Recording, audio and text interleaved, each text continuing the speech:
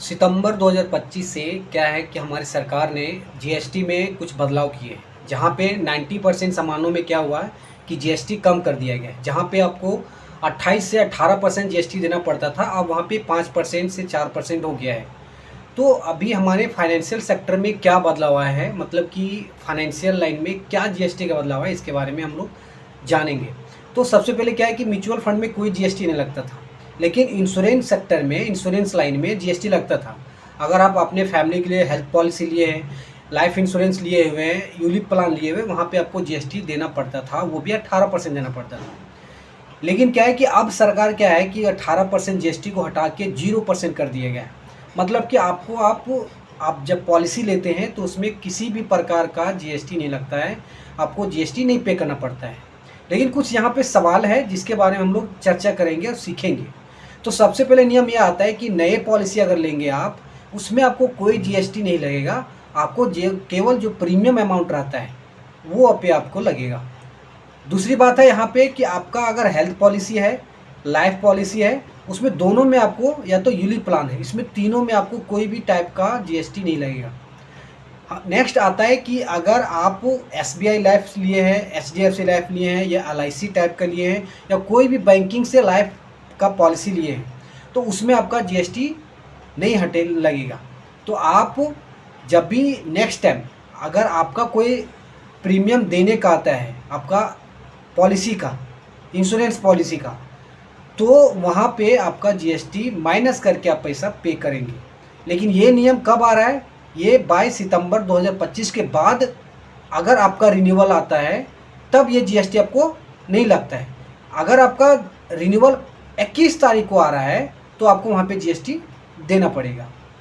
दूसरी बात आती है कि बहुत लोगों का क्वेश्चन होता है कि क्या हमारा जो 3 साल 4 साल पहले मैंने पॉलिसी ले रखा था उसको नहीं भर पाए, तो उसमें क्या हुआ कि क्या उसको मुझे छूट मिलेगा, हम उसको फिर से रिन्यू कर सकते हैं या तो फिर से उसको रीस्टार्ट कर सकते हैं?